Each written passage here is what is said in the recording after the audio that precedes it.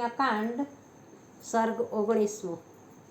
લોહી નીતરતી હાલતમાં ભાગતી શૂરપંખા વનમાં લોહી છાંટતી જનસ્થાનમાં જઈ પહોંચી. ત્યાં તેનો નાનો ભાઈ ખર મોટી રાક્ષસ સેના સાથે રહેતો હતો.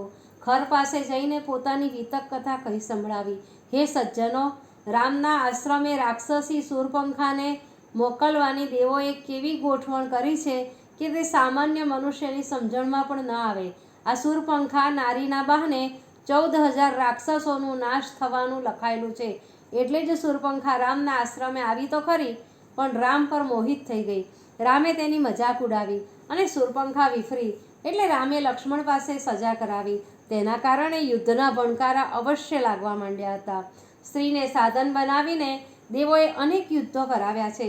આવી જ લીલા મહાભારતમાં એક સ્ત્રીને નિમિત્ત બનાવીને દેવોએ કરી હતી. ખરની પાસે આવીને ભયાનક આકારવાળી શૂરપંખા ઢળી પડી. આથી ખરે તેને ઊભી કરીને પૂછવા માંડ્યું કે હે મોટી બહેન, તારી આવી હાલત કોણે કરી છે? તારા સુંદર શરીરને કદરૂપું કરનાર કોણ છે? આવા અધમ કૃત્ય કરનારે કાળા નાગને છંછેડ્યો છે. બહેન, તું શાંત થા અને મને પૂરી વાત કર કે આવું પાપ કરનાર કોણ છે? આથી હું તરત જ તેને દંડ આપું. હે બહેન, તું બળ અને કળમાં પાવરદી છે, વળી ધાર્યા રૂપ ધારણ કરવાવાળી છે. તને આમ દુઃખી કરનાર અધમ મનુષ્ય કોણ છે? શું કોઈ દેવ, ગાંધર્વ કે ઋષિ મુનિએ આવું અધમ કૃત્ય કર્યું છે? તો તેણે આજે હળાહળ ઝેર પીધા જેવું જ કાર્ય કર્યું છે.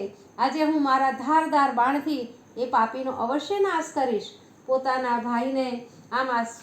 ભાઈએ આમ આશ્વાસન આપ્યું એટલે રડતા રડતા શૂરપંખા કહેવા લાગી, હે ભાઈ, મારું અપ્રિય કરવાવાળું કોઈ નથી એવું તારું માનવું આજે નકામું ગયું છે.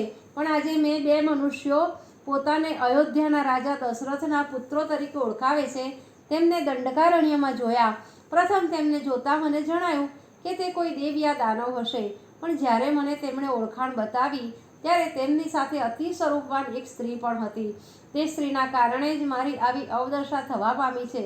હું એ ત્રણેયનું ગરમાગરમ લોહીનું પાન કરવાને ઈચ્છું છું. માટે તે બંને ભાઈને હણવા માટે તું વ્યવસ્થા કર.